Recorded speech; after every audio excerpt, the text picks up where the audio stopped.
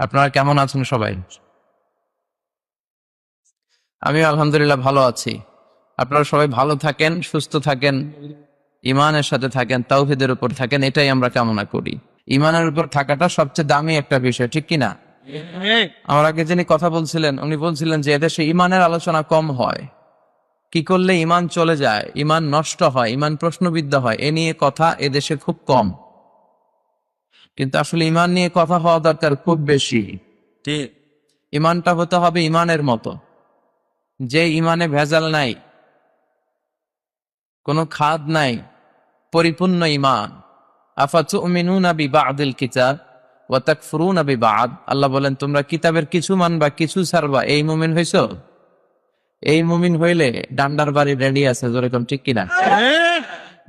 পাক্কা ইমানদার হতে হবে। অনেকে আছে সহজ কথাগুলো মানে, কঠিনগুলো মানে না, আছে না নাই?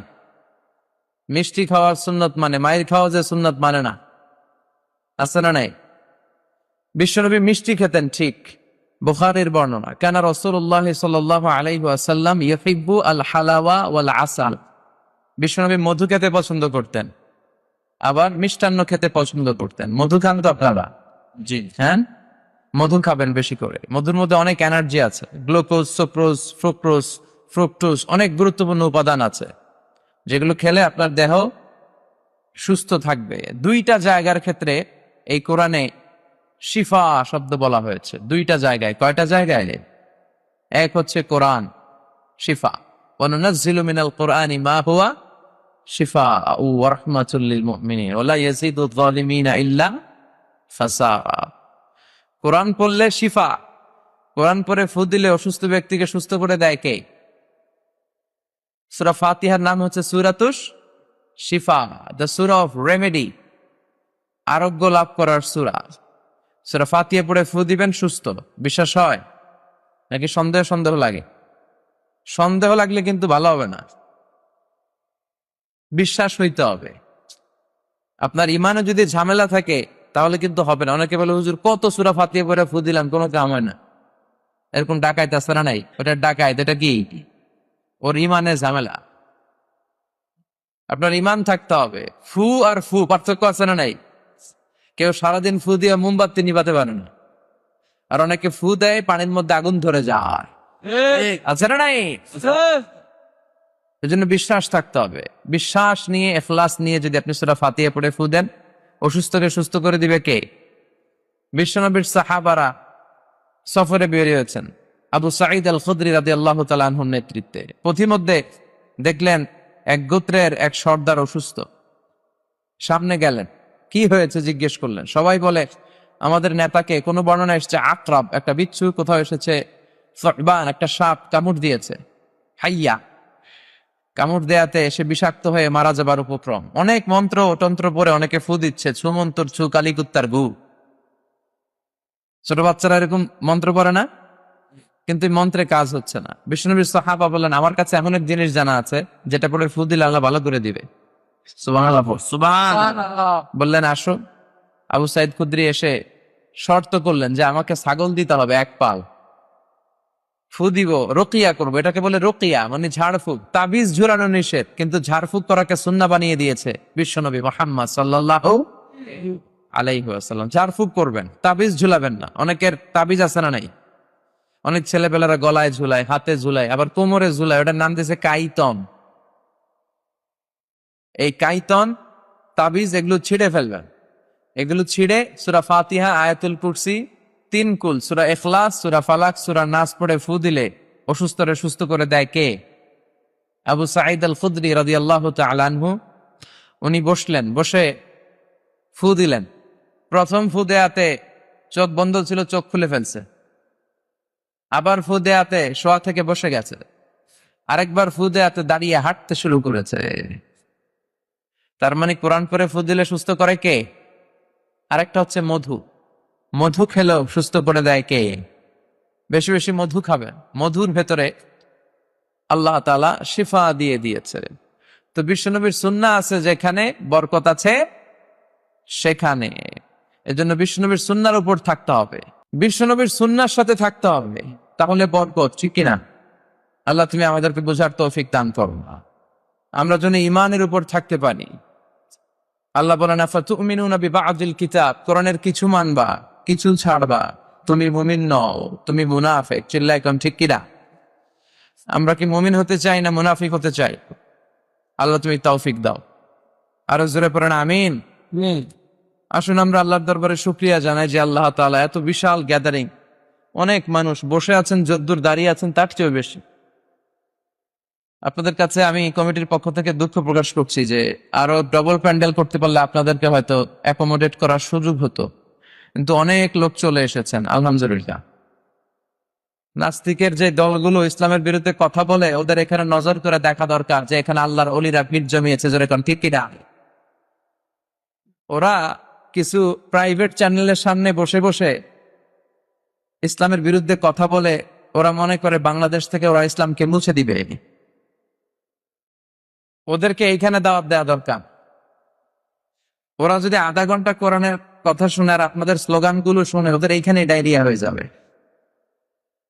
কারণ যাদের মনের ভিতরে নেফাকি, যারা ইসলামকে পছন্দ করে না, ওরা আল্লাহু আকবার ধ্বনি সহ্য করতে পারে না, ঠিক কিনা? আল্লাহু আকবার ধ্বনির ভেতরে একটা স্পিরিট আছে না নাই? বিশ্বনবী জিহাদের ময়দানে যখন যেতেন তিনি তাকবীর দিতেন, তিনি পড়তেন আল্লাহু আকবার খারিবাত খাইবার বলে তিনি খাইবার দুর্গ বিজয় করেছেন। ওমরে ফারুক সর্বপ্রথম মক্কা যখন স্লোগান দিয়েছেন, আল্লাহর নামে তাকবীর দিয়েছেন, পড়েন আল্লাহু আকবার।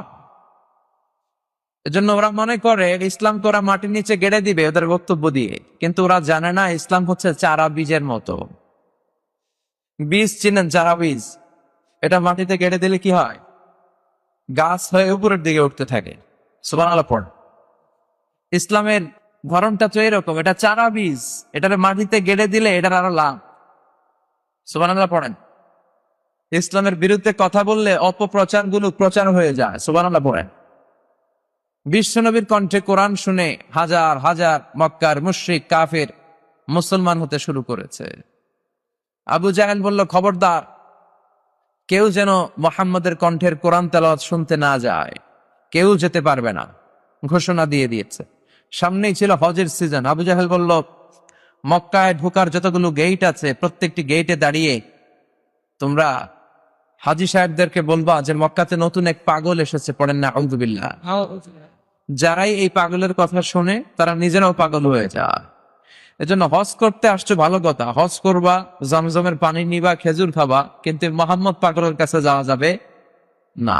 আবু জাহেল তার স্টাফ, তার লোকদেরকে নিয়োগ করে দিল মক্কায় ঢুকার বিভিন্ন গেইটে।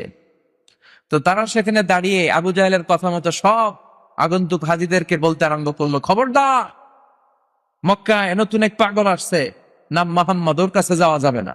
হাজী সাহেবরা মনে মনে কয়, আর কিছু করিয়ার না করি মোহাম্মদের দেখাল। কারণ আল ইনসানু হারিসুন আলা মা মুনিআ, মানুষকে যেটা নিষেধ করা হয় মানুষ এটা করতে চায় বেশি, ঠিক কিনা? কেউই কিন্তু বিশ্বনবী মুহাম্মদ রাসূলুল্লাহ সাল্লাল্লাহু আলাইহি ওয়াসাল্লামকে চিনত না, কিন্তু আবু জাহেলের এই অপপ্রচারের কারণে বিশ্বনবীর প্রচার হয়েছে, যেরকম ঠিক কিনা? এজন্য ইসলামের অপপ্রচার যারা করতে চায় ওরা জানে না বা বুঝতে চায় না যে ইসলামের অপপ্রচারের মধ্যে দিয়ে আসলে ইসলামের প্রচার হয়ে যায়। এজন্য এই জামায়াত গুলোকে আমাদেরকে ইসলামের কল্যাণে কাজে লাগাতে হবে, তবে এটা যেন হয় ইখলাসের সাথে। এখন আমাদের ইখলাসের বড় ঘাটতি, ঠিক কিনা? সব হয়ে গিয়েছে বেশি, লোক দেখানো মনোভাব। কোন মাহফিলে কত বেশি মানুষ জড়ো করা যায়। আমরা যারা আলোচক আমরাও থাকি খুব প্রেসারের মধ্যে। মানুষের একটা টেন্ডেন্সি হয়ে গিয়েছে যে আলোচনা করালেই আমির হামজাকে দিয়ে করাতে হবে, হাফিজুর রহমান সিদ্দিকীকে লাগবে, মিজানুর রহমান আজহারীকে লাগবে। ওয়াই, কেন? এলাকায় বড় আলেম নাই? বাঘা বাঘা আলেম আছে। প্রতিটি জেলা বড় বড় আলেমদেরকে আপনারা দাওয়াত করবেন, তাদের কাছ থেকে কথা শুনবেন। একজনের কাছ থেকে কথা শুনলেই হলো, কোরআনের কথা একজনের মুখ থেকে শুনলেই হলো, বরকত দিবে কে? তো এই সব খুব বেড়ে গিয়েছে, এত প্রেসার আমাদের উপরে। সকাল দুপুর রাত এমন কোন সময় নাই যে মানুষের জোরাজুরি টানাটানি এগুলোর মধ্যে আমরা পড়ি না। এটা ঠিক না। ভালোবাসারও একটা লিমিটেশন থাকা উচিত। আমরা যেন ইসলামকে ইসলামের মতো করে মানি, আমরা যেন লৌকিকতার মধ্যে ডুব না দেই, আমাদের ইখলাসকে যেন আমরা হারিয়ে না ফেলি। আল্লাহ তুমি তৌফিক দাও। আর জোরে পড়েন আমিন। চর সাহাভিকারী কারামাতিয়া বড় মৌলভী সাহেবের বাড়ি জামে মসজিদের উদ্যোগে কারামতিয়া বাজার সংলগ্ন এই গ্রামের নাম কি? চর সাহাবিকারী। কোন থানা? সোনাগাজী। আর কোন জেলা? ফেনী জেলা। ফেনীরে আপনারা কি ডাকেন? নাকি হেনি? আঙ্গবাড়ি হেনি, আরাসাই রেনি রেনি। আল্লাহ ফেনীর লোকদেরকে তুমি কবুল করো। এগুলো হচ্ছে ইসলামের জন্য একটা প্লাস সাইন, যে কোরআনের কথা শোনার জন্য, বিশ্বনবীর কথাগুলো শোনার জন্য এত মানুষ জড়ো হয়েছে। আল্লাহ আজকের এই মাহফিলটা তুমি আমাদের নাজাতের ওসিলা বানাও। আর জোরে পড়েন আমিন। আজকে আমরা যে বইটা থেকে কথা শুনবো, বইটার নাম কি? সবাই বলতে হবে বইটার নাম। এই বইয়ে কোনো সন্দেহ আছে? সংশয় আছে? এই বইয়ের বিরুদ্ধে যদি কেউ কথা বলে তার সাথে আমাদের কোনো কথা আছে? এই বইয়ের পক্ষে যারা, আমরাও তার পক্ষে, ঠিক কিনা? আমরা যেন বেশি বেশি কোরআন তেলাওয়াত করতে পারি, তৌফিক দাও। প্রতিদিন যেন কোরআনের বঙ্গানুবাদ পড়তে পারি, তুমি তৌফিক দাও। ফ্যামিলিতে যেন কোরআন চর্চার একটা পরিবেশ আমরা করতে পারি, তুমি তৌফিক দাও। আপনি চাইলেই আপনার ফ্যামিলিটারে একটা কোরআনিক ফ্যামিলি করতে পারেন। সিদ্ধান্তটা আপনার। আপনার একটা শক্ত সিদ্ধান্তই পারে আপনার ফ্যামিলিকে জান্নাতি ফ্যামিলি বানাতে। আর আপনার একটা সিদ্ধান্তই পারে আপনার ফ্যামিলিকে একটা জাহান্নামের টুকরা বানাতে। এখন দ্য চয়েস ইজ ইয়োরস। সিদ্ধান্ত আপনার। আপনি কি করবেন? জান্নাতি বানাবেন না জাহান্নামী? জান্নাতি। কি হয়েছে এখানে? বসে যান, বসেন, আপনি বসেন। মিডিয়ার যারা, ওরাও কিন্তু ইসলামের খাদেম, ওরাও এই কথাগুলো ছড়িয়ে দিচ্ছে। তবে তোমরা খেয়াল রাখবা, এত কষ্ট করে যারা আসছে ওদের যাতে ডিস্টার্ব না হয়। বসে যাও, একবার সেট করে দাও। প্রোগ্রাম ক্লোজ হবে তখন ক্লোজ করবো, আর ওঠা বসা করবো না।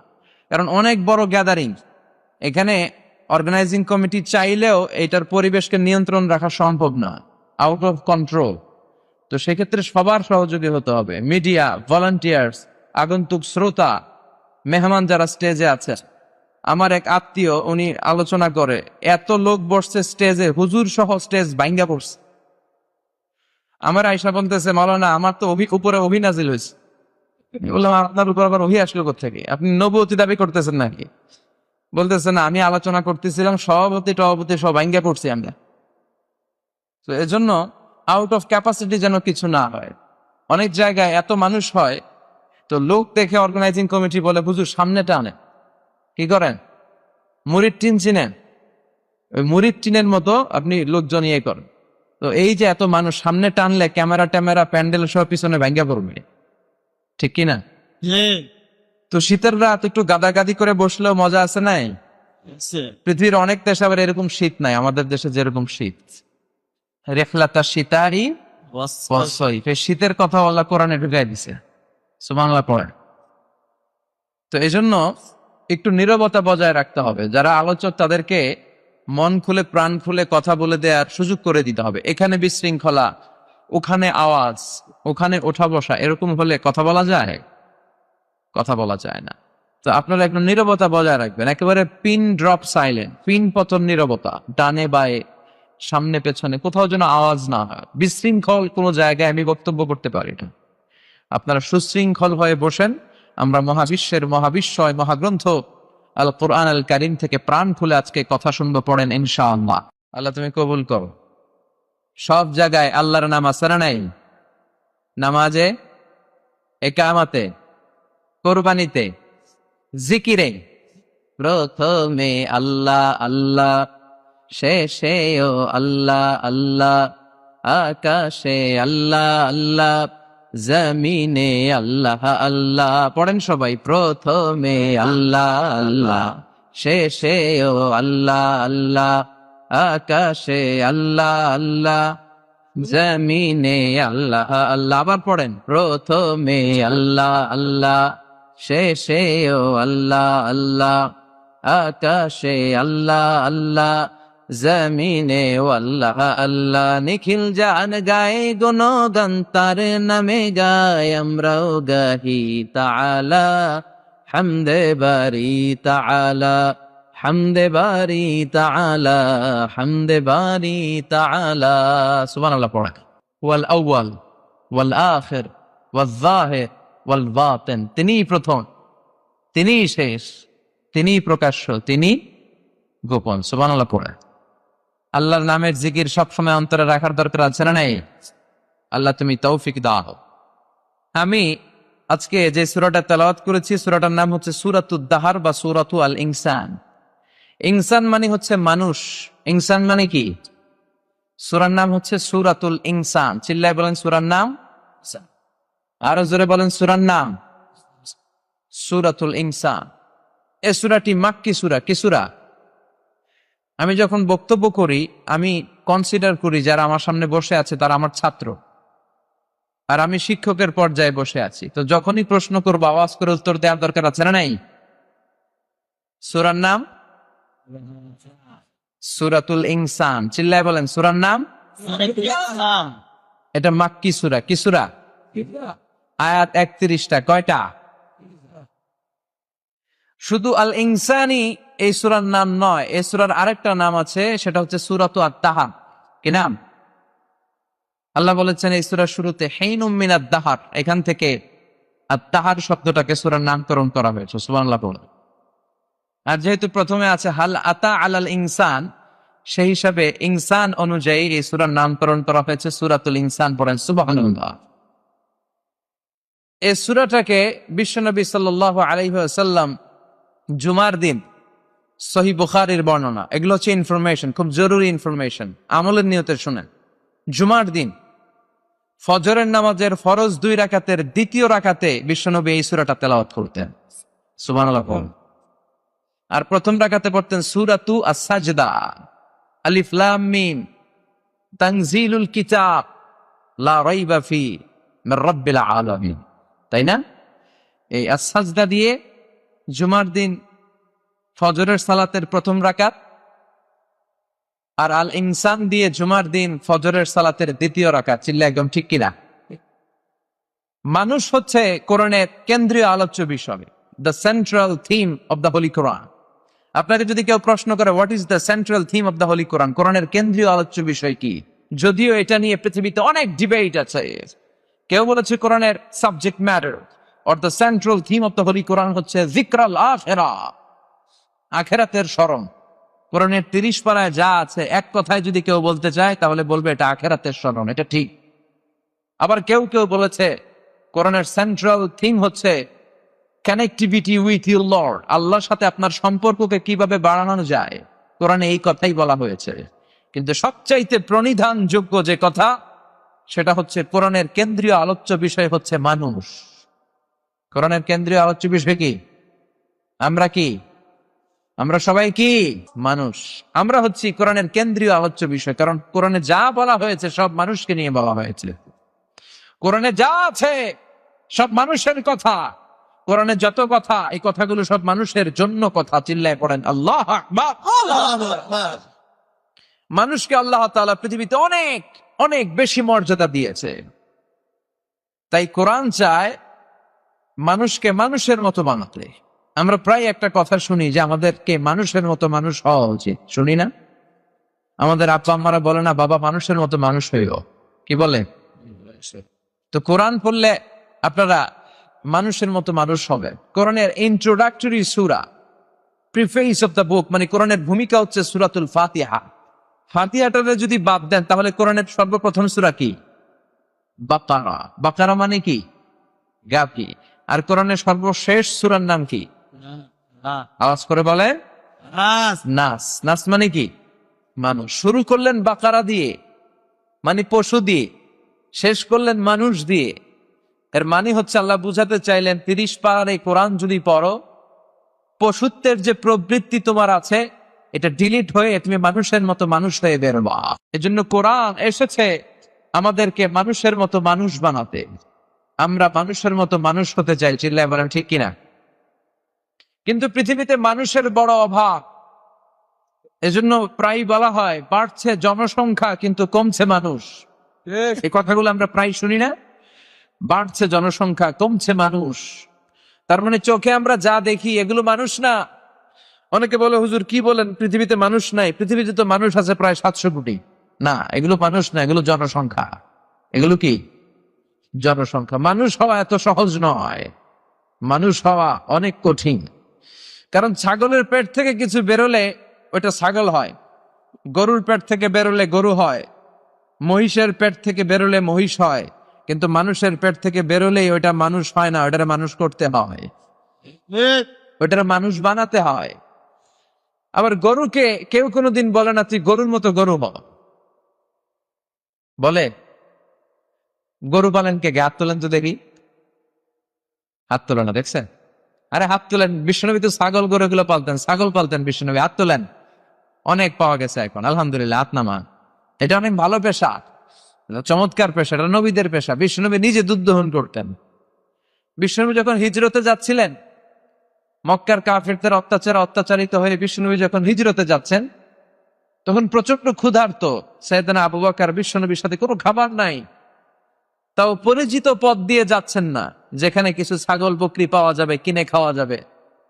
কাফিরদের চোখ ফাঁকি দিয়ে বিশ্বনবী এমন পথ দিয়ে যাচ্ছিলেন, সাওয়াইলি এরিয়া দিয়ে, যেখান দিয়ে কেউ চলে না, ওখানে খাবার নাই, মানুষ নাই, বণিকার কাফেলাদের কোনো আনাগোনা নাই। হঠাৎ বিশ্বনবী আর সাইয়েদনা আবু বকর দেখলেন একটা লোক কিছু ছাগল নিয়ে যাচ্ছে। ওই ছাগলের ওলানের মধ্যে কোনো দুধ নাই, কারণ ওই ছাগির কোনো বাচ্চাও নাই। আচ্ছা, গরু বা ছাগলের যদি বাচ্চা না হয়, ওইটার ওলান দিয়ে দুধ আসে? কথা বলেন, আসে না। বিশ্বনবী বললেন আমাকে একটু দুধ দাও। রাখাল বলে দুধ তো নাই। বিশ্বনবী বললেন তাহলে তোমার ছাগিটারে দাও। বলে ছাগি নিয়েও লাভ নাই, এটার তো বাচ্চা হয় নাই, দুধ আসবে কোত্থেকে? বিশ্বনবী বললেন বাচ্চা পাওয়া লাগবে না, শুধু ছাগিটা আমার কাছে আসতে দাও। বিশ্বনবী বিসমিল্লাহির রহমানির রহিম বলে সন্তান হয় নাই, ছাগল বাচ্চা জন্মায় নাই, এরকম একটা ছাগির ওলানে যখন হাত লাগালেন, মুহূর্তের মধ্যে ওলান ভর্তি দুধ এসে গেল। বিশ্বনবী ওলান থেকে অনেক দুধ বের করলেন, প্রাণ ভরে খেলেন, নিজেও খেলেন, সাইয়েদনা আবু বকরকেও দিলেন, আবার ওই রাখালকেও দিলেন। তো এই ছাগল যারা পালেন, কেউ কি কোনোদিন ছাগলের বলে তুই ছাগলের মতো ছাগল হইস? গরু যারা পালেন, কেউ কি কোনোদিন বলেন তুই গরুর মতো গরু হইস? শুধু মানুষকে বলা হয় তুমি মানুষের মতো মানুষ হও, ঠিক কিনা? এজন্য মানুষের মতো মানুষ হওয়া বড় কঠিন। এই পৃথিবীতে আসল মানুষের বড় অভাব।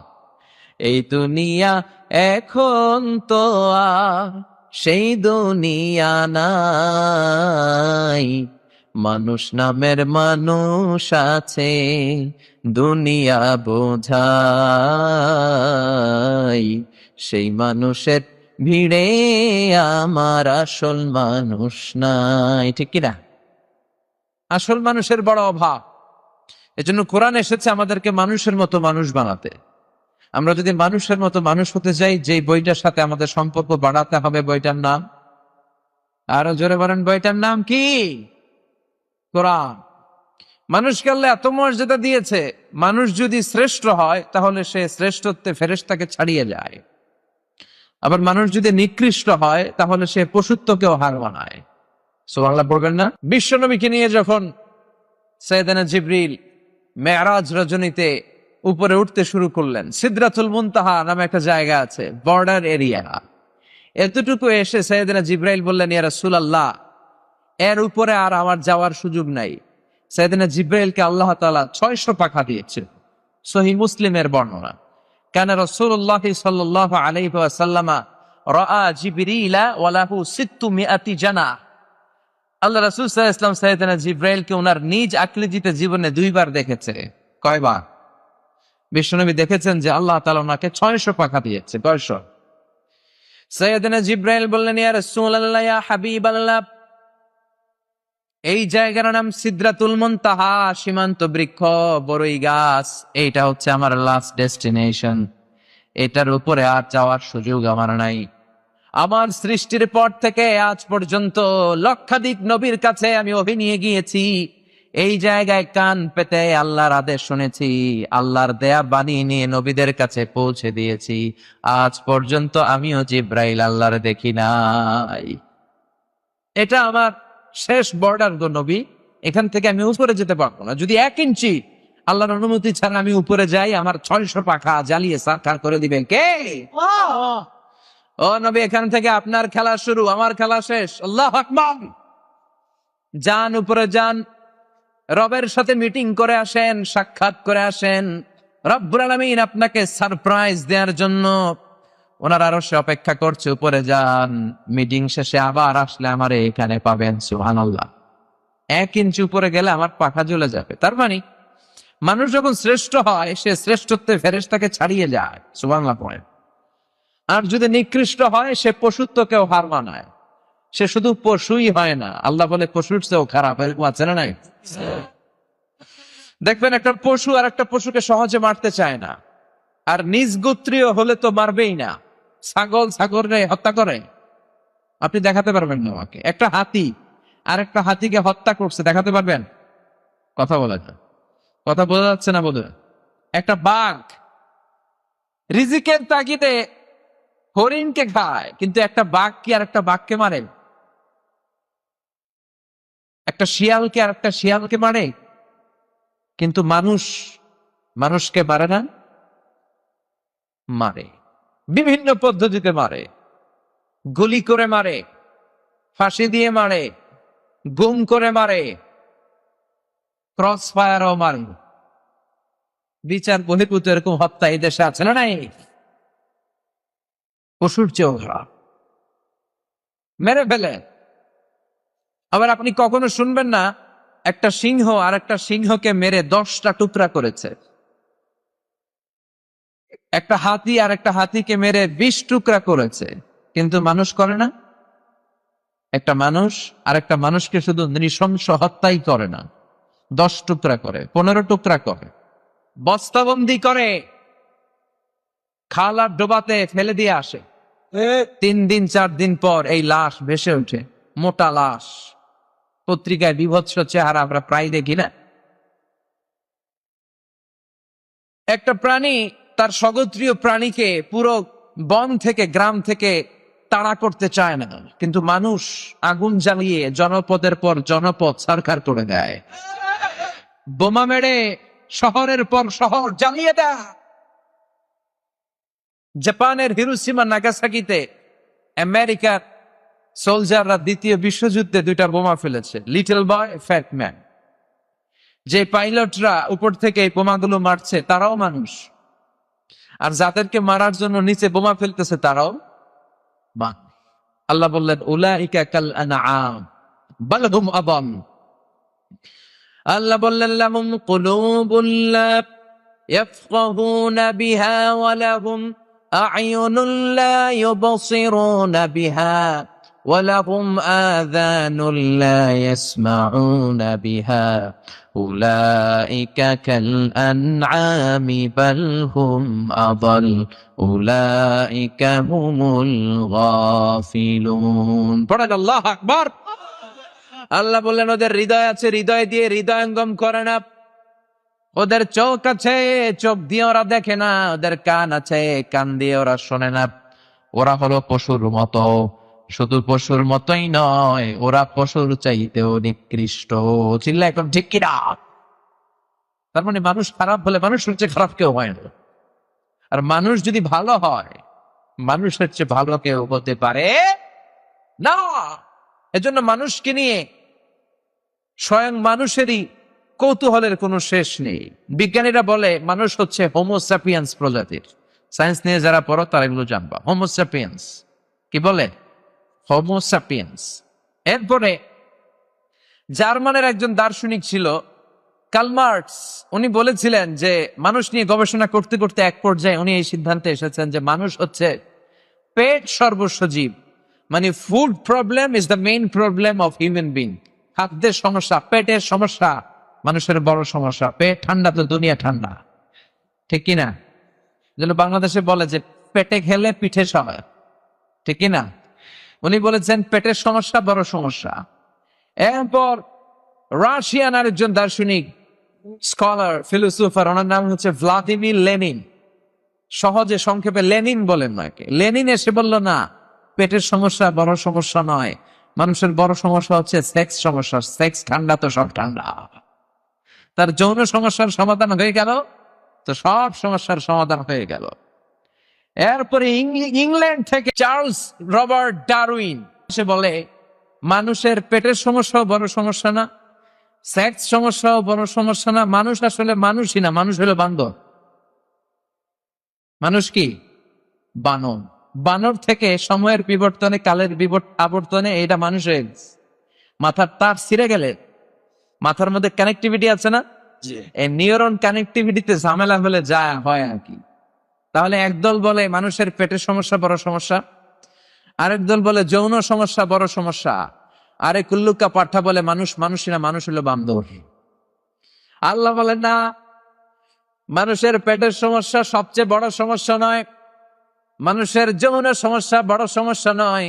মানুষ কশিন কালো বানর থেকে আসে নাই, মানুষ হলো আশরাফুল মাখলুকাত। এই মানুষকে আমি গোটা বিশ্বের শ্রেষ্ঠতম জীব হিসেবে নাজিল করেছি। চিল্লায় এখন ঠিক কিনা? এত সম্মানিত আমি মানুষকে করেছি, নূরের ফেরেশতাও মানুষকে সেজদা দিতে বাধ্য হয়েছে। চিল্লায় এখন ঠিক কিনা? তুমি মাটির আদমকে প্রথম সৃষ্টি করিয়া ঘোষণা করিয়া দিলে শ্রেষ্ঠ বলিয়া, তাই তো নূরের ফেরেশতা করে আদমকে সেজদা, তাই তো নূরের ফেরেশতা করে আদমকে সেজদা। সবার চেয়ে সম্মান দিলে মাটির আদমকে। আল্লাহু আল্লাহু পড়ে, আল্লাহু আল্লাহু তুমি জাল্লে জালালুহু, শেষ করা তো যায় না গে তোমার গুণগান।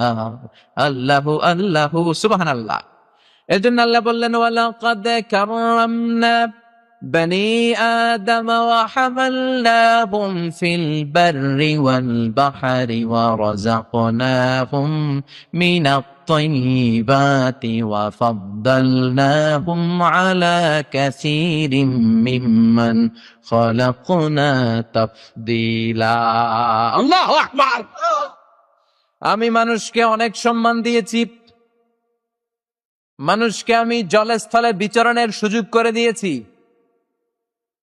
মানুষকে আমি উত্তম রিজিক থেকে খাবার দিয়েছি। গোটা বিশ্বের সব প্রাণীদের মধ্যে থেকে মানুষের মর্যাদা আমি আল্লাহ বাড়িয়ে দিয়েছি। সুবহানাল্লাহ। ওয়ালাকাদ কাররামনা বানি আদম, I have dignified the status of the sons of Adam. আমি আদম আলাইহিস সালামের সন্তানের মর্যাদা বাড়িয়ে দিয়েছি। বানর থেকে মানুষ আসে নাই। লাম্মা খালাকাল্লাহু আদম ওয়া কানা তুলুহু 60 যিরাআন, সহিহ বুখারীর বর্ণনা, আল্লাহ যখন সাইয়েদনা আদমকে বানালেন 60 হাত লম্বা করে বানাবেন। কয় হাত? আমনে কয় হাত? আমনে 60 হাত? হ্যাঁ, আমি কয় হাত? আবার মাঝে মাঝে কিছু ছোট পাওয়া যায় না, খাটো লম্বা আছে না নাই?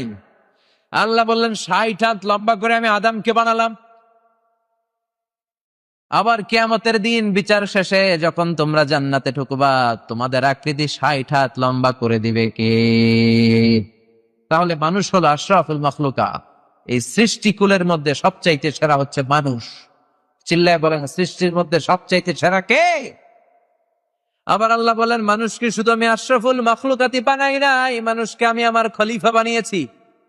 ইন্নী জাইলুন ফিল আরদি খলিফা, মানুষ হচ্ছে খলিফাতুল্লাহি ফিল আরদ, এই জমিনের মধ্যে লিইজরাই আহকামিল্লাহ ওয়া তানফিরি আওয়ামিরিহি, আল্লাহর হুকুম আহকাম বাস্তবায়নের জন্য, আল্লাহর আদেশ নিষেধগুলো জমিনের মধ্যে বাস্তবায়নের জন্য আমি মানুষকে আমার খলিফার জায়গায় বসিয়েছি। সুবহানাল্লাহ। খলিফা, আমরা কার খলিফা? কথা কন। আল্লাহর খলিফা, ভাইস জেরেন্ট অফ আল্লাহ। কারণ আল্লাহ বিধান দিলেন, এই জমিনের বুকে কেউ যদি চুরি করে, চোরের হাত কেটে দাও। এটা কার আইন?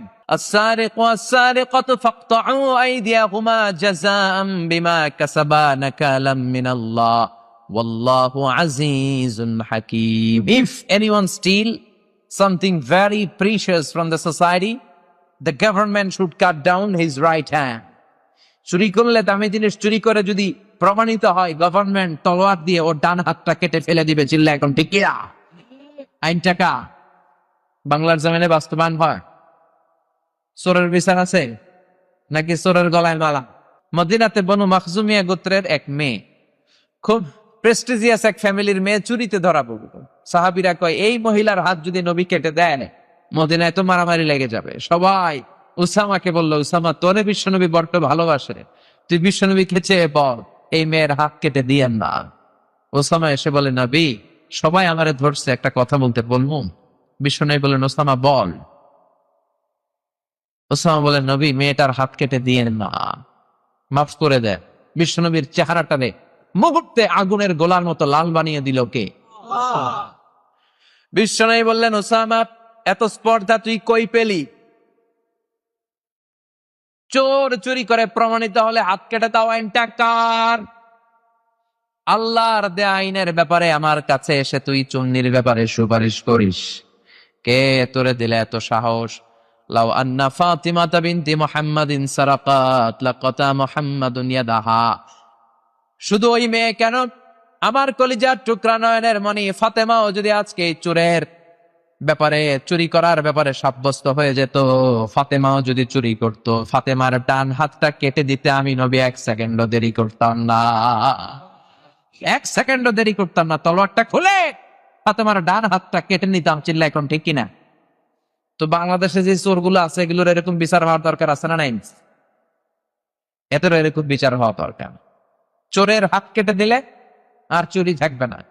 একটা চোরের বিচার যদি রাষ্ট্রীয় ভাবে করা হয়, জেল গেটের ভিতরে, জেলখানার ভিতরে এক চোরের হাত কেটে দেওয়া হবে, টেলিভিশনে যদি দেখানো হয়, অথবা বাইতুল মুকাররমের স্কয়ারের সামনে, কিংবা আমাদের সংসদ ভবনের সামনে তো বিশাল জায়গা, ওখানে মঞ্চ বানিয়ে একটা চোরকে চুরির জন্য যদি ওর হাতটা কেটে দিয়ে আমাদেরকে দেখানো হয়, লাইভ ব্রডকাস্ট, সরাসরি সম্প্রচার আসিতেছে,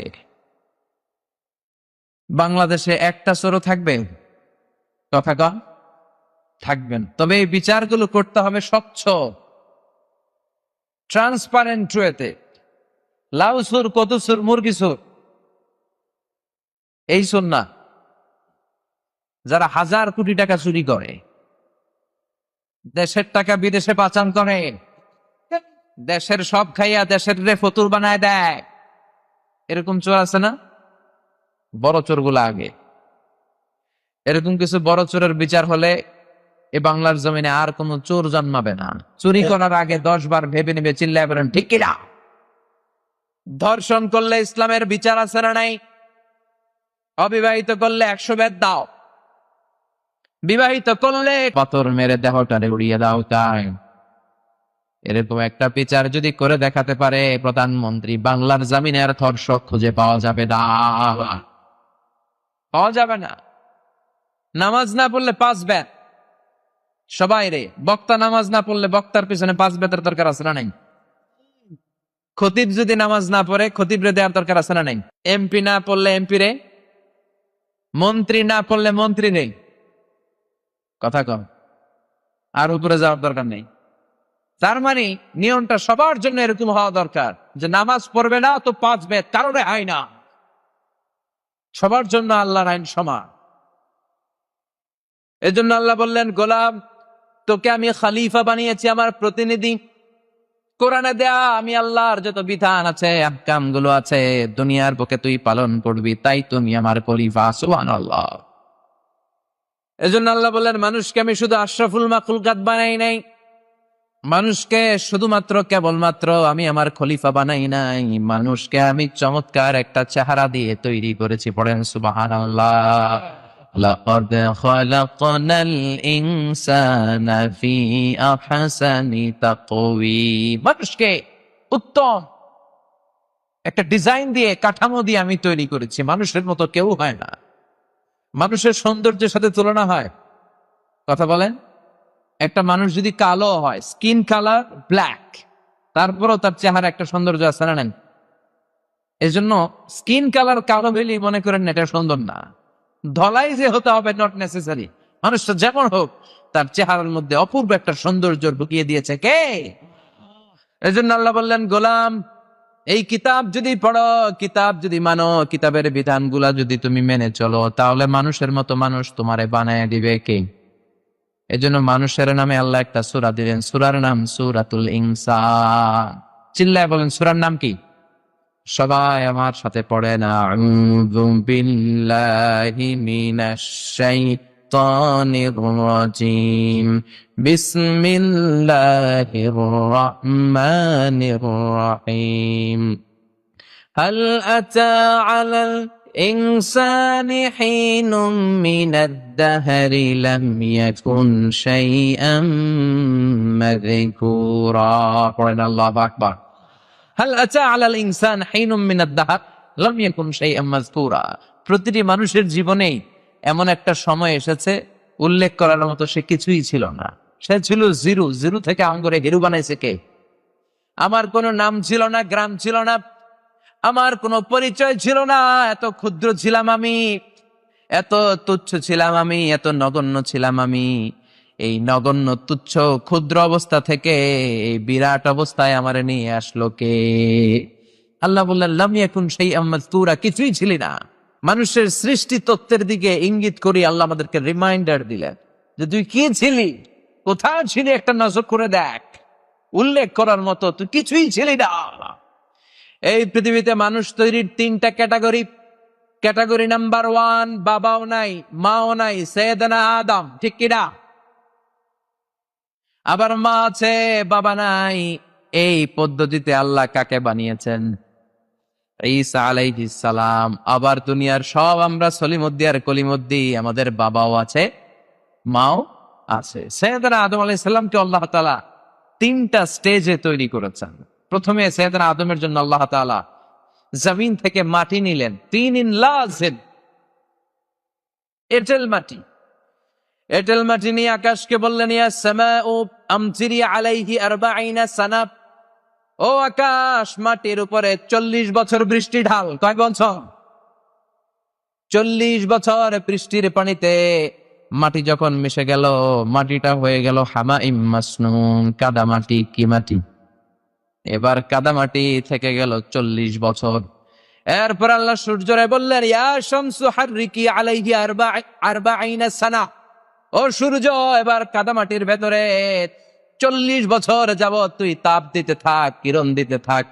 রব্বুল আলামিন কাদা মাটি থেকে সৈয়দনা আদম আলাইহিস সালামের বডি বানালেন, কায়া বানালেন, মূর্তি বানালেন। ওই মূর্তির উপর সূর্য 40 বছর তাপ দিতে শুরু করলো। 40, 40, 40, 3 40 120 বছর, ঠিক কিনা? 120 বছর সৈয়দনা আদম আলাইহিস সালাম লাম ইয়াকুন শাইআম মাযকুরা, উল্লেখ করার মতো তিনি কিছুই ছিলেন না। কারণ ওনার ভেতরে রূহের ফুৎকার দেয়া হয় নাই। রূহ যদি আল্লাহ আমাদের ভেতরে না দেয়, আমাদের শরীর নড়বে? শরীর নড়াচড়া করতে পারবে? তার মানে 120 বছর সৈয়দনা আদম আলাইহিস সালাম কিছুই ছিলেন না। আবার আমরাও দুনিয়ার বুকে যখন এসেছি, আমাদের মায়ের পেটের ভেতর আমরা 40 40 করে 3 40 120 দিন যাবত কিছুই ছিলাম না। সুবহানাল্লাহ। বুখারীর বর্ণনা, লাম্মা খালাকাল্লাহু আদম ওয়া কানা তুলহু 60 যিরাআন। আবার বুখারীর আরেক বর্ণনায় ইন্না হাদাকুম ইজমাউ খালকুহু ফি বাতনি উম্মিহি 40 ইয়াওমান, তোমরা তোমাদের মায়ের পেটের ভেতরে 40 দিন 40 দিন 40 দিন করে বড় হয়েছে। প্রথমে ছিলাম নুতফা, তারপরে ছিলাম আলাকা, তারপরে ছিলাম মুদগা, ছোট্ট একটা নাপাক পানি ছিলাম। আমি ছিলাম শুক্রাণু। আমি কি ছিলাম? শুক্র আমি ছিলাম না, আমি ছিলাম শুক্রাণু, শুক্রের অণু। সুবহানাল্লাহ পড়েন। ডিম্ব আমি ছিলাম না, আমি ছিলাম ডিম্বের অণু। আরবিতে বলে আল বুয়াইদা আল উনসাবিয়া। এক ফোঁটা বীর্যের মধ্যে, এক ফোঁটা শুক্রের মধ্যে 20 কোটি অণু থাকে। ওই 20 কোটির একটা ছিলাম আমি। সুবহানাল্লাহ কইবেন না? সুবহানাল্লাহ। এজন্য আল্লাহ বললেন লাম ইয়াকুন শাইআম মাযকুরা, তুই কিছুই ছিলি না, এত তুচ্ছ ছিলি, উল্লেখ করার মতো তুই কিছুই ছিলি না। তোর কোনো নাম ছিল না। আমাদের নাম ছিল নাকি? মায়ের পেটে যখন ছিলাম আমি আজারি ছিলাম নাকি? কথা কন। এখন আজারি বললে আমার চিনেন না? ওই সময় আমার কেউ চিনতো? ধরেন আপনার নাম আব্দুল্লাহ, এখন বললেই চিনি আপনি আব্দুল্লাহ ভাই। কিন্তু 120 দিন মায়ের পেটের ভেতরে যখন আপনি ছিলেন, আব্দুল্লাহ নামে আপনারা কেউ চিনতো? চিল্লায় করেন, চিনতো? এজন্য আল্লাহ বললেন খবরদার, হাল আতা আলাল ইনসানি হিনুম মিনাদ দাহরি লাম ইয়াকুন শাইআম মাযকুরা। মানুষের জীবনে এমন একটা সময় ছিল উল্লেখ করার মতন, মানুষটা তখন কিছুই ছিল না, কিছুই ছিল না। কত ক্ষুদ্র ছিলাম আমি, কত তুচ্ছ ছিলাম আমি, কত নগণ্য ছিলাম আমি। আল্লাহ বললেন ফালয়ানযুরিল ইনসানু মিম্মা খুলিকা, খুলিকা মিম্মা ইন দাফিক ইয়াখরুজু মিন বাইনিস সুলবি ওয়াত তারাইব। বাবার পৃষ্ঠদেশ থেকে আর মায়ের বক্ষ দেশ থেকে আমি মিলিত হয়ে আমার মায়ের জরায়ের ভিতরে সেট আপ হলাম। চিল্লায় এখন ঠিক কিনা? আপনারা বর্ষাকালে ব্যাঙগাচি দেখেছেন? ব্যাঙের বাচ্চা চিনেন? ব্যাঙের বাচ্চারা বলে ব্যাঙাচি। এই ব্যাঙাচি গুলো পানির মধ্যে ডানে বায়ে সামনে পেছনে শুধু ছোটাছুটি করে, দৌড়াদৌড়ি করে। আমি আপনি আমরা সবাই মায়ের পেটের ভেতরে এরকম ব্যাঙাচির মতো ছিলাম। সুবহানাল্লাহ কইবেন না? সুবহানাল্লাহ। এই ব্যাঙাচির মতো মায়ের জরায়ুর দেয়ালের মধ্যে আমরা লেপ্টে ছিলাম। আমাদের হাত ছিল না, আমাদের পা ছিল না, আমাদের মুখে তখন হুঙ্কার ছিল না। এখন অনেক হুঙ্কার, এখন অনেক তাপট, এখন অনেক ক্ষমতা, এখন গদির মধ্যে বসলে আর নামতে চায় না, চিল্লা এখন ঠিক কিনা? এখন অনেক আওয়াজ, কিন্তু কিছুই ছিল না। এরকম অনেক বড় দাপটওয়ালারা ছিল পৃথিবীতে, অনেক শক্তিশালী, সেও কিছু ছিল না, চিল্লা এখন ঠিক কিনা? আমি নিজে ফেরাউনকে দেখে এসেছি, ফেরাউনের সাথে আমি কথাও বলেছি। বিশ্বাস হয় না? দুইজনেই কথা কই দিবে এমন কোনো কথা আছে? আপনারা মাঝে মাঝে আল্লাহর সাথে কথা কন না? মনের দুঃখ, বেদনা, জ্বালা, আপনি আল্লাহরে বলতেছেন, আল্লাহ রে আমার তো এটা লাগবে, ওইটা লাগবে। কেউ যেটা দেয় না দেয় কে? কেউ যেটা শোনে না শোনে কে? কেউ যেটা বুঝে না বুঝে কে? তো আল্লাহর সাথে আপনি কথা কন না? এক পেশে কথা কি? তো আমিও এরকম এক পেশে কথা কই আসছি। এই ফেরাউনের লাশ দেখতে 200 পাউন্ড লাগে। আমি ফ্রিতে দেখেছি, কারণ আমি আমার ব্যাচেলরটা করেছি আল আজহার ইউনিভার্সিটিতে, কায়রোতে। 2007-এ ধর্ম মন্ত্রণালয়ের একটা স্কলারশিপ দেওয়া হতো আর কি, আল আজহারে যারা পড়তে যাবে। ওখানে আমি প্রথম স্থান অধিকার করেছিলাম। আলহামদুলিল্লাহ। সেই সুবাদে আমি বৃত্তি পেয়ে যাই ব্যাচেলর করার জন্য। 11 জনের বিশাল কাফেলা নিয়ে চলে যাই কায়রো। তো মিশরে যাওয়ার আগে আমার মন ছটফট করছিল যে আর কিছু দেখি আর না দেখি, সাসারে দেখে আসতো। এত পড়েছি ফিরআউন ফাহশারা ফানাদা ফাকালা আনা রাব্বুকুমুল আ'লা। এই ফেরাউন বিশাল এরকম জামায়াত করে ঘোষণা দিছিল, আমি তোদের বড় খোদা, আল্লাহকে তুই হইলি হুদাস। এজন্য লোহিত সাগরের পানিতে আল্লাহ ডুবিয়ে ডুবিয়ে ফেরাউনকে মেরেছে। আল্লাহর শাস্তি পেয়ে শুটকি হয়ে আছে এরকম নিদর্শন পৃথিবীতে আর দ্বিতীয়টা নাই। আর এই ফেরাউনের কথা আল্লাহ কোরআনে বলেছে যে তোর লাশটাকে আমি তোর চাচাতো ভাই, খালাতো ভাই, তোর আত্মীয় স্বজন, তোর মার্কা যারা আছে তাদের জন্য আমি নিদর্শন করে রাখলাম। তো মিশরের রাজধানী কায়রোর রয়্যাল মমিস চেম্বারের 2nd ফ্লোরে এই ফেরাউনের লাশ রাখা। অনেক অলি গলি সিকিউরিটি গেট পার হয়ে যেতে হয়। তো আমার আর 200 পাউন্ড লাগে নাই, আমার কার্ড ছিল, আমি ফ্রিতে দেখেছি, একবারই দেখেছি জীবনে। তো ঢুকার পরেই দেখি ফেরাউন শুয়ে আছে। অবাক, গা শিহরে গেল আমার, যে ফেরাউনের কথা কোরআনে এত শুনেছি সেই ফেরাউনেরটা আমি দেখছি। আউকা কিভাবে সম্ভব? যে ডাক দিলাম, ফেরাউন হোয়াটসঅ্যাপ, কেমন আছো? ফেরাউন কথা কেবার পারে না, ওর কথা কইবার শক্তি কেড়ে নিয়েছে কে? পৃথিবীতে কেউ তো স্থায়ী হয় না, হোক না সে ফেরাউন কিবা নমরুদ। কেউ ভাবে চিরদিন রয় না, কেউ ভাবে চিরকাল রয় না। পৃথিবীতে কেউ তো স্থায়ী হয় না, হোক না সে ফেরাউন কিবা নমরুদ। কেউ ভাবে চিরদিন রয় না, কেউ ভাবে চিরকাল রয় না। চিল্লায় বলেন ঠিক কিনা? চিরকাল কেউ থাকতে আসি নাই আমরা, চলে যেতে হবে। ফেরাউন যেমনে গেছে, ফেরাউনের চেয়ে বড় শক্তিশালীও যদি কেউ থেকে থাকে তারও যেতে হবে। চিল্লা একটা ঠিক কিনা? এটা থাকার জায়গা না, চলে যেতে হবে। এজন্য এই আয়াতটা দিয়ে আল্লাহ রিমাইন্ডার দিলেন, অহংকার করবি না, ক্ষণস্থায়ী দুনিয়াতে গর্ব করবি না। অহংকার একমাত্র আল্লাহ ছাড়া আর কারোর মানায় না। তোর দুনিয়াতে আসার পদ্ধতির দিকে একটাবার নজর করে তাকা, তুই কি ছিলি? কি ছিলি দেখ। লাম ইয়াকুন শাইআম মাযকুরা, উল্লেখ করার মতো তুই কিছুই ছিলি না, নাপাক এক ফোঁটা পানি থেকে এসেছিস, ঠিক কিনা? স্পার্ম ড্রপ ছিলি, sperm drop, then blood clot, and finally the little flesh, গোশতের টুকরা। এক ফোঁটা নাপাক পানি, সেখান থেকে জমাটবদ্ধ রক্ত, সেখান থেকে একটা গোশতের টুকরা। ফেইটাস, এমব্রয় থেকে ফেইটাস। এরপর আল্লাহ তাআলা 120 দিন পরে আমার দেহের ভিতরে রূহের ফুৎকার দিয়ে দিলেন। চিল্লায় পড়েন সুবহানাল্লাহ। তাহলে এই যে 120 দিন এই লম্বা সময়ে উল্লেখ করার মতো আমি কিছু ছিলাম নাকি? এজন্য আল্লাহ বললেন হাল আতা আলাল ইনসানি হিনুম মিনাদ দাহরি লাম ইয়াকুন শাইআম মাযকুরা। মানুষের প্রত্যেকটা মানুষের জীবনে এমন একটা সময় ছিল উল্লেখ করার মতো সে কিছুই ছিল না, ঠিক কি না? ছোট্ট বড় হতে লাগলাম, একবার আল্লাহ রূহ দিলেন, আমার স্কেলিটন দিলেন, আমার কঙ্কাল, আমার স্কাল দিলেন, আমার মাথার খুলি, আমার স্পাইনাল কর্ড শিরদালা দিলেন, মেরুদণ্ড, প্রত্যেকের মেরুদণ্ড আছে না? মায়ের পেটে থাকতে আল্লাহ দিলেন, রেসপিরেটরি সিস্টেম চালু করে দিলেন, নার্ভাস সিস্টেম চালু করে দিলেন, সুম্মা নুখরিজুকুম তিফলা। এরপরে তারা ছোট্ট বাচ্চা করে আমি দুনিয়ার বুকে বের করলাম। সাইয়েদনা আবু বকর যখন এই আয়াতটা পড়তেন তিনি শুধু কান্না করতেন আর বলতেন লাইতাহা তাম্মাত, ও আল্লাহ আমার জীবনটা যদি ওই জায়গায় শেষ হয়ে যেত, ফালা নাফসালি ওয়ালা নালিদ, তাহলে জন্মানো লাগতো না, পরীক্ষার সম্মুখীন হওয়া লাগতো না, জীবনটা এমনি এমনি কেটে যেত। এজন্য আল্লাহ রিমাইন্ডার দিয়ে আমাদের সবাইকে জানিয়ে দিলেন হাল আতা আলাল ইনসানি হিনুম মিনাদ দাহরি লাম ইয়াকুন শাইআম মাযকুরা ইন্না খলাকনাল ইনসানা মিন নুতফাতিন আমশাজিন নাবতালি ফাজআলনাহু সামিআন বাসীরা। সুবহানাল্লাহ পড়েন।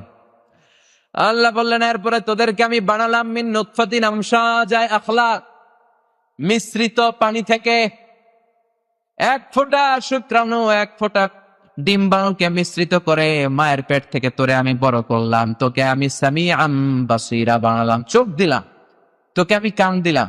এই যে আমাদের ছোট্ট দুইটা চোখ, চোখ দিয়ে যে পৃথিবীর সৌন্দর্য দেখি, এই চোখ দুটা দিয়েছে কে? এই চোখ দুইটা দিয়ে যদি নজর করে পৃথিবীর দিকে তাকান আপনি পৃথিবীর মালিকরে খুঁজে পাবেন, ঠিক কিনা? আপনি যদি সাগরে যান, কক্সবাজারের বিশাল ঢেউগুলোর দিকে চোখ দুইটা দিয়ে নজর করে তাকান, আপনার চোখ বলে দিবে এই ঢেউ, এই সাগরের একজন মালিক আছে না নাই? আপনি যখন ঝর্ণার দিকে তাকান আপনার চোখ বলে দিবে ঝর্ণার মালিক আছে না নাই? ঝর্ণা ঝর্ণা ঝর্ণা রে, বলনা বলনা বলনা রে, কার বিরহে পাগল পাড়া তুই, কার মিলনে ফুল ফসলে ভরার তোর দুকুল বই, কার মিলনে ফুল ফসলে ভরার তোর দুকুল বই, ঝর্ণা ঝর্ণা ঝর্ণা রে, বলনা বলনা বলনা রে, কার বিরহে পাগল পাড়া তুই। চিল্লায় পড়েন সুবহানাল্লাহ। আল্লাহ বললেন তোরে আমি কান দিলাম, এই কান দিছে কে? এই কানের এদিকে অনেকগুলো রাস্তা আছে না? জি। অনেকে কয় এগুলো আল্লাহ দিছে কেন? এগুলা না দিলে তো আপনি কথাই শুনতে পারতেন না। এগুলোর বলে এয়ার ক্যানেল। কি বলে? এয়ার ক্যানেল। শব্দগুলো ক্যানেল দিয়ে ঘুরে ঘুরে যেতে হয়। আপনার কান যদি কেটে দেওয়া হয় আপনি হয়ে যাবেন কান কাটা রমজান।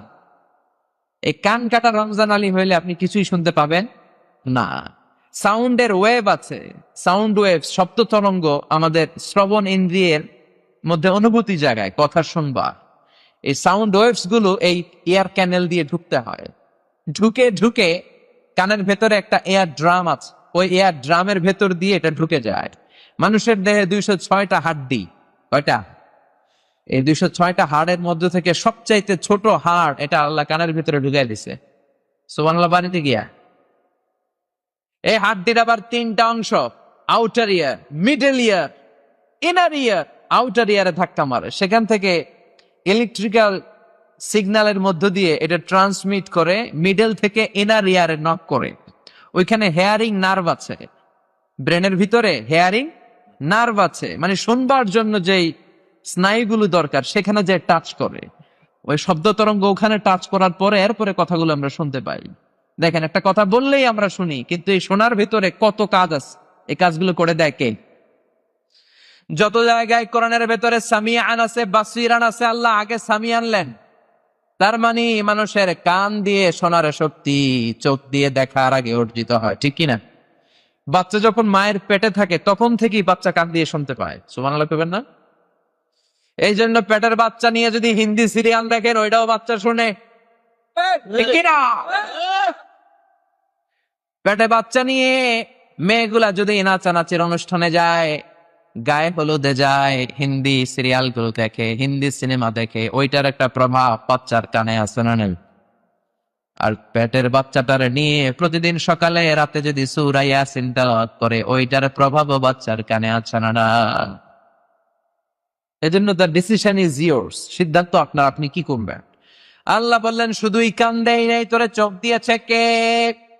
এই দুটি চোখ দিয়েছ বলে দেখি যে কত অপরূপ, নয়নাভিরাম খেতে খামারে জুড়াই জ্বালা বিধুর ধূপ, তোমারে দেয়া চোখের শুকুর জানাবো তার ভাষা কই, যতই দেখি ততই যেন পলক ছাড়া চেরই। ঠিক কিনা?